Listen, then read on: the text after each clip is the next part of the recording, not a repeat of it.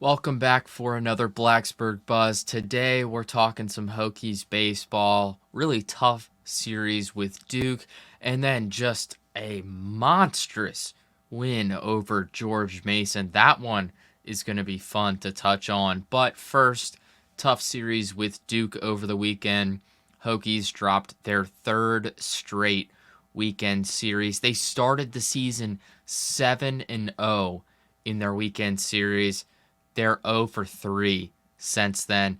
It's just with the schedule really ramping up into the heat of things, playing some tougher teams in the ACC. I mean, it's just been really tough for Tech to, get the ball back moving.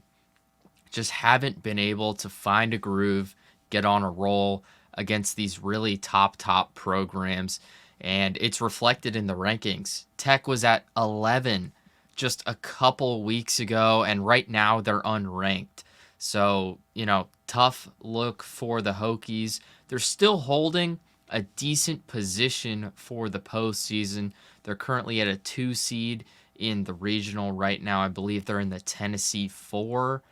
So still holding strong there, but just struggling in the top 25, falling out of it finally after several series losses. It's been a rocky road for the Hokies over the last couple weeks. But this series with Duke, game 1 was a tough one, went into extra innings. Game 2 went back into extra innings, and then game 3 a loss. So they won the middle game. We'll talk about game 1 here first.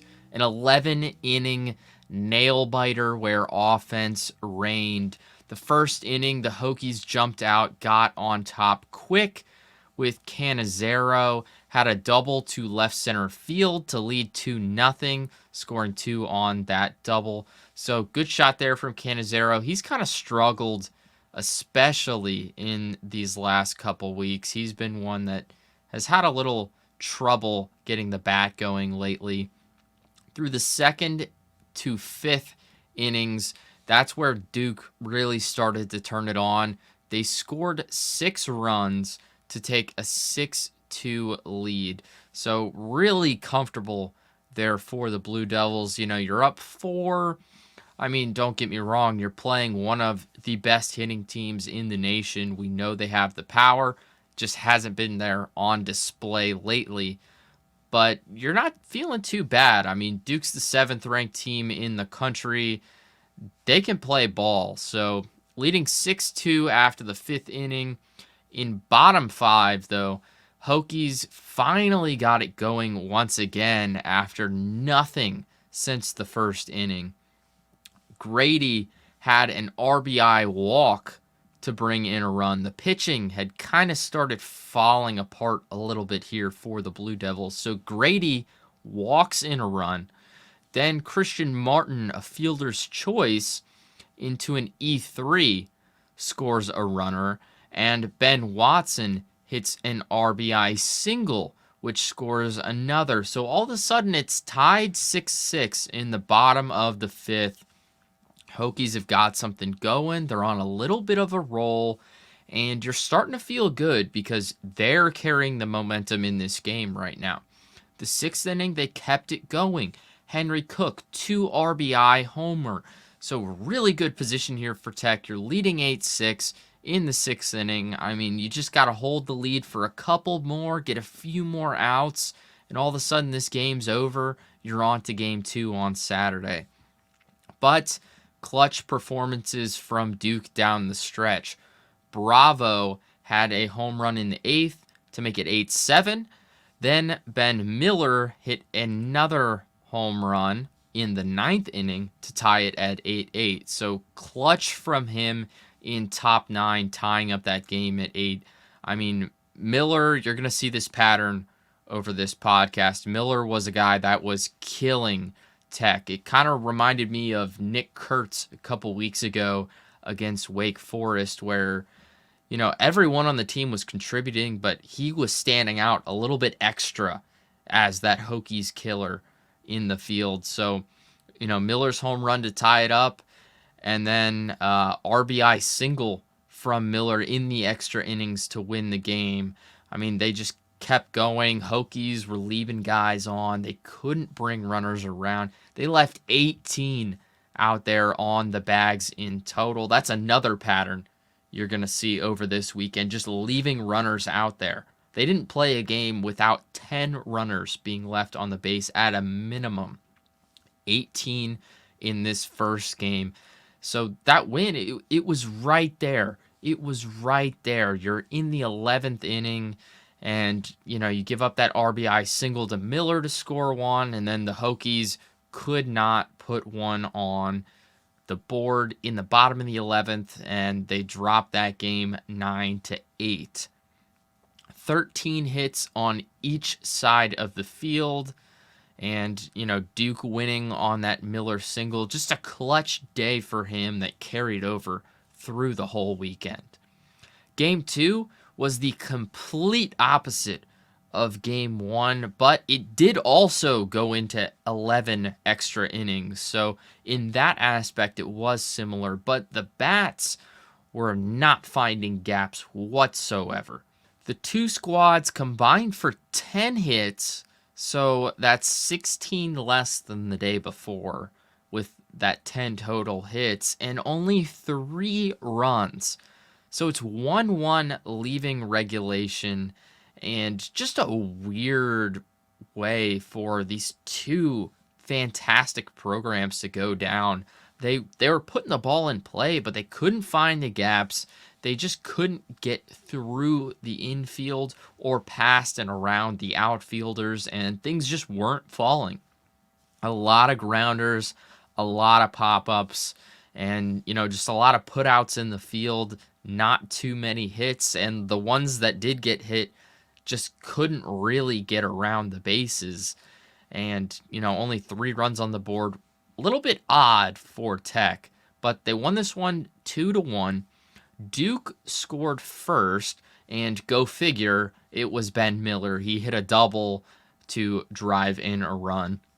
Virginia Tech scored their 1 run in the first 9 innings on a Henry Cook sac fly. So tied it at 1 apiece. You're moving through the extra innings, and the 9th inning, 3 up, 3 down on both sides. Top 10, 3 up, 3 down. The bottom of the 10th inning, 1 left on base for the Hokies. So they did have a chance to win this game in the 10th inning, but they couldn't bring the runner around. Top 11, Duke got 2 on the base paths, but Grant Manning was able to come in clutch during the top of the 11th. He ended up getting the win. He's 2-0 this year in games with decisions. So 2 runners got walked onto the bases. There was that first runner and then walking Miller, which was intentional because, he'd been killing Tech all weekend up to this point. And then 2 strikeouts and a sac bunt kind of in the middle to advance a runner from first and give Duke a better opportunity led to the 3 outs there. So Manning gets the Hokies out of the top of the 11th unscathed, feeling pretty good that, you can get out of that tough position with 2 runners on, not let in any runs, and you've got your opportunity in bottom 11 once again to walk this game off. So the way the 11th goes is Ebel walks on 5 pitches. You've got your runner on, and then McCann gets hit by a pitch. So first and second here for the Hokies. No outs in bottom of the 11th, tied 1-1. So with McCann on first and Ebel on second, Ethan Gibson hit into a fielder's choice, and Ebel was out at third. So you're back in a first and second opportunity, just 1 down now. Essentially the same thing. Grady now hits into a fielder's choice, but Duke does things a little bit differently. They get Gibson out at second, and McCann reaches third with Grady on first base. So now you've got first and third with 2 outs. A chance to end the game for either squad with that runner in scoring position, but also two down. Christian Martin is definitely a guy that you'd probably want up to bat at this point. He's solid, rock solid at just putting the ball in play. He's not that power hitter that you see with DeMartini per se, but Christian Martin, he's really fast as the Hokies second baseman, and he just gets the bat on the ball and forces opponents to make a play at first base quite a bit. So Martin hits it over to the shortstop, and E3, McCann comes in from third to score the winning run. Hokies walk it off, win the game 2-1 in 11 innings. Now, they still left 10 runners on the bases in this game, too. So there was definitely a lot of room for improvement here from the Hokies. But you win game 2. You're hoping that on Sunday you can take game 3, win this series against the 7th-ranked team in the country, and, hopefully recover a little bit of that rankings that they lost. They were sitting at 23 before this most recent poll came out. So by beating Duke, you're thinking you can probably move up quite a bit into that, high teens, maybe 20 or so, somewhere in that range with a win in the series against Duke. Moving into Sunday's game 3, and it kind of felt like the same story of game 1. The Hokies, they grabbed the lead, but they couldn't hold on to it. The pitching kind of let them down a little bit, and then they end up losing in the end. Duke just kept chipping away at it and, ends up on top by the 9th. Tech started down 3-0 with 2 home runs, one of them from, go figure once again, Ben Miller. So down 3-0, they score 5 in the bottom of the 3rd to put them on top, and then 2 more runs in the bottom of the 5th, extending their lead to 7-3. Really good position here for Tech. You're up by 4 runs, and you're thinking to yourself, okay, we're about halfway through this game. Hold on. Get the pitching. Hopefully we can figure it out and just keep ourselves in a position to win this game. The bats are going. Things are going well. So from that bottom of the 3rd, it was 3 singles and 1 error to score those 5 runs. And then the bottom of the 5th was 1 home run and a wild pitch to score. So moving into the 6th inning, Duke, they get back to work. A sac fly scores a run. It's 7-4 now. So chipping away just a hair, getting that 1 run in. It's a 3-run lead for the Hokies in the bottom of the 6th inning. And they keep the bats going. They extend this lead once again. They come out of the bottom of the 6th with 2 more runs on a Ben Watson single and an Eddie Micheletti home run. So now you're leading 9-4, and you're feeling really good. You've just got to hold on to this lead for 9 more outs. You're good to go. You leave this series with 2 wins, probably bump yourself up in the rankings quite a few spots, and all of a sudden you're right back where you were. But then top 7 rolls around. Duke, they get back that big inning they gave up earlier in the game and match it with 5 of their own. So now, instead of 9-4, it's 9-9. They score 2 on fielder's choices, and then a 3-run homer, empties out the bases, and ties the game from Bravo. Tech is able to put up 1 additional run in the bottom of the 7th to give themselves back the lead, but it's only 10-9, scoring Tackett on a wild pitch. You're not in a great position here at all.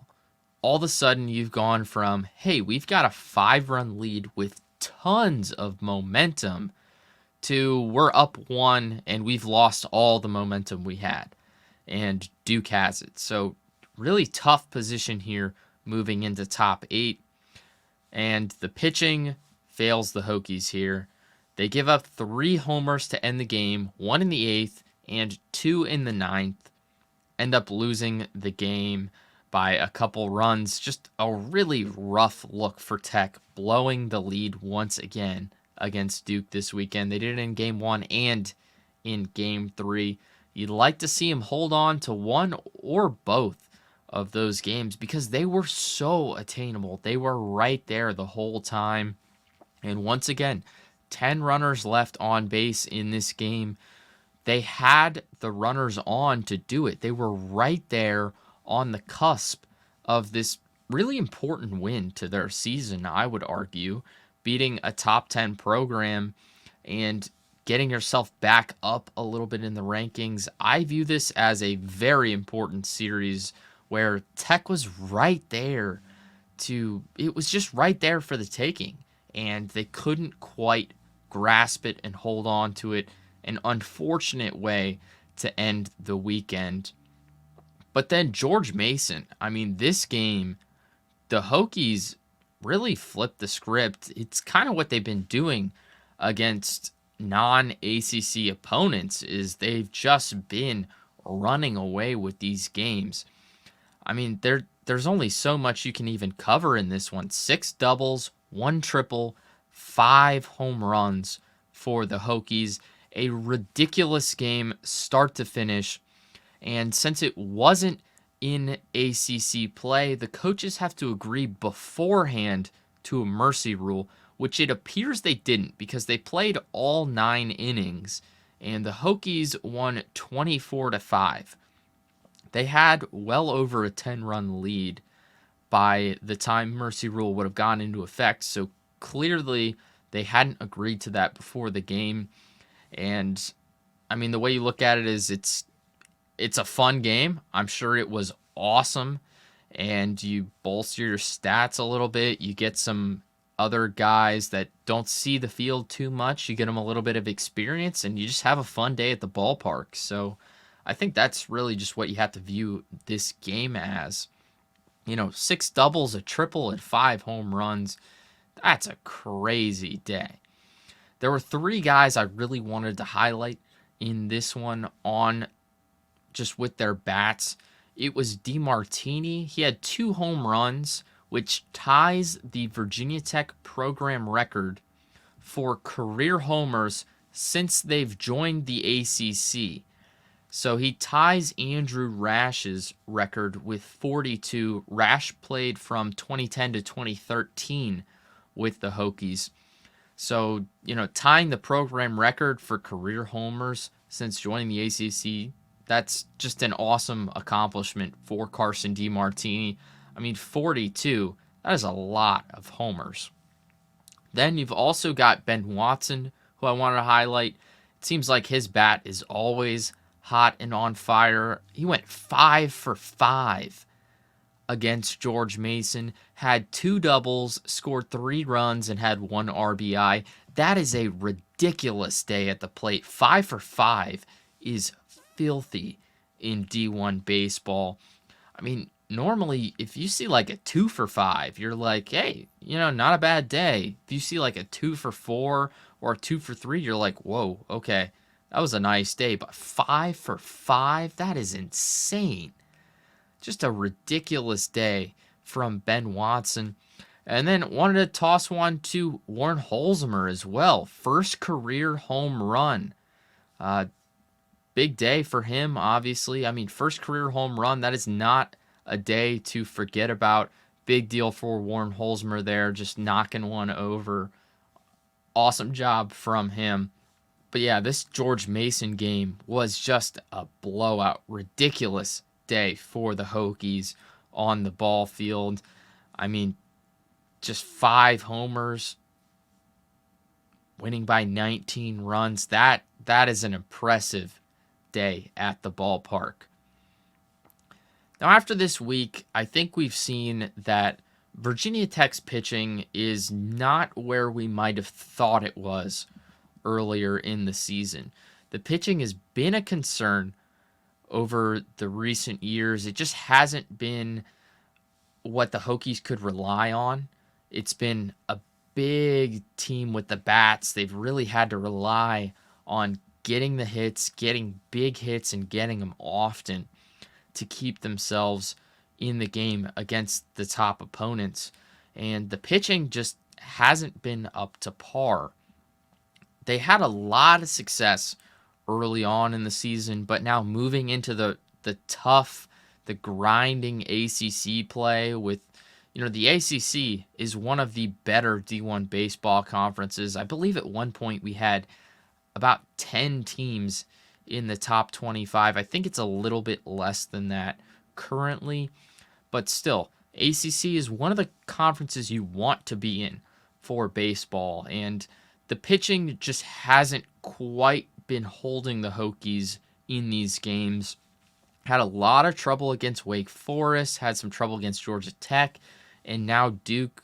We're seeing that, the bullpen just, something needs to get figured out in there, and it hasn't happened quite yet. It's been letting the team down. I'm sure they're trying to work out whatever's going on and doing their best with it, but something needs to change if they want to keep winning these tight, tough matchups, because, the more games you keep losing, the further you fall in the RPI. Now that you're out of the rankings, you really are holding on for a good regional spot. You'd like to be hosting. Tech plays so well at home, and the home crowd really gives them a huge advantage in every sport they play in. So you really want to be at home for the playoffs and hosting as long as you possibly can.